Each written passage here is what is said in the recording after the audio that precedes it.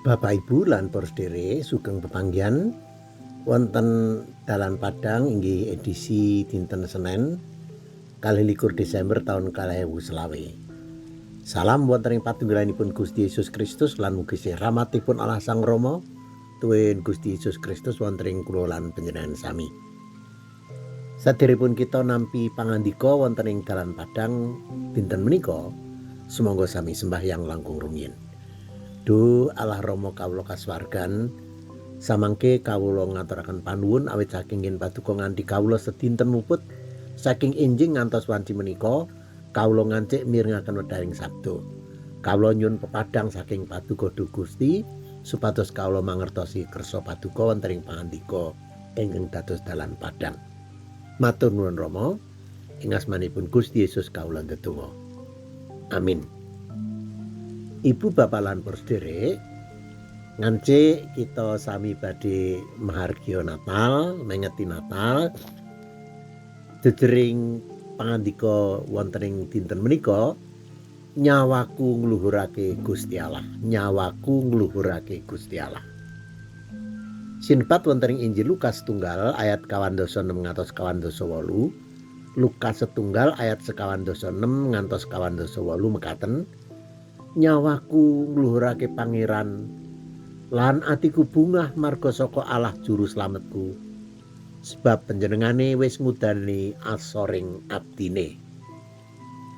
Bapak Ibu lan para sedherek, para nelayan menika tiyang ingkang pedamelanipun pados ulam ing segara. Krana sampun dados pedamelan sedinten-dinten, mila saben dinten inggih ngadepi ombak segara ingkang kadang kala nggegirisi ageng sanget. Nalika pados ulam, asring angsal-angsalanipun sekedhik boten cundhuk kalian rekaosipun.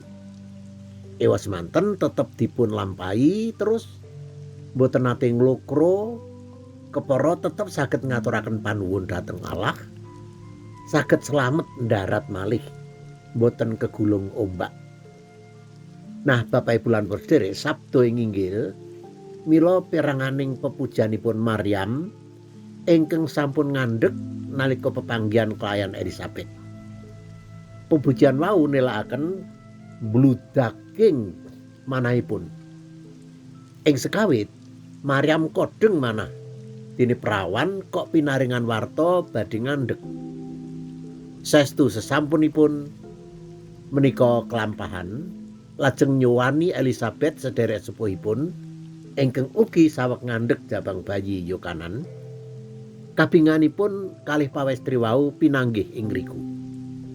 Salajengipun bingahing manahipun Maryam dipun pratelakaken wonten ing pamujinipun dhateng pangeran. Istilahipun Magnificat. Nyawaku ngluhurake Gusti Allah. Sebabipun menapa? Maryam ngakeni kaasuranipun. Prawan asor saking dusun. Nanging Allah kersa milih. Kersa dados lan ndadosaken Maryam menika lantaraning berkah kawilujengan tumrap jagat. Sapa to aku iki? Dene Gusti Allah kok miji aku, nonoman gadis wong sing asor saka desa tanpa daya. Gusti miji aku kanggo dadi marganing berkahing jagat. Nah, ing kanyatan tumrap kula lan panjenengan inggih saged kados dene Maryam. Menapa inggih saged mekaten? Muji lan ngluhuraken Gusti.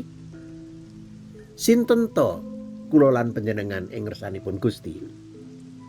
Kula lan panjenengan menika minangka titah ingkang sekawit mulya, nanging krana sidosa mila dados jember lan najis wonten ing ngersanipun Allah. Nanging krana sih katresnanipun Allah, panjenenganipun kersa miji kula lan panjenengan menika dados manungsa pinilih ingkang nampi kawilujengan.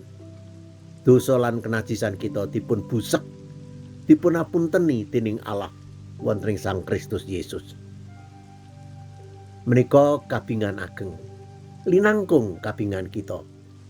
Kula lan panjenengan sami boten gadah menapa-menapa ingkang sae ingkang saged kados dene kangge nyogok Gusti Allah supados melasi kita, supados ngesokaken tresnanipun dhateng kita. Wah, melas menungso ki mboten saged gadah menapa-menapa ingkang sae. Ewas manten murni kersaning Allah. Panjenenganipun kersa rawuh miji kita, mething kita. Dipun pilih kowe ndak slametake. Mira bobi ngayang manah. Senadyan kita tetep ngalami gesang nyata, gesang ingkang tansah gilir gumanti bingalan sisa. Ewa semanten tetep dipun pigatosaken Allah. Lah ing mangsa pungkasan Advent nganti kita mengeti Natal. Monggo sami ndadar manah. Apa aku ya wis ngaturake panuwun marang Gusti awit saka nggene migatosake uripku. Sumangga gesang kepaing pamatur nuwun magnifikan kita aturaken dhateng Gusti ingkang sampun rawuh migatosaken kaasuran kita. Amin. Sumangga sami sembahyang.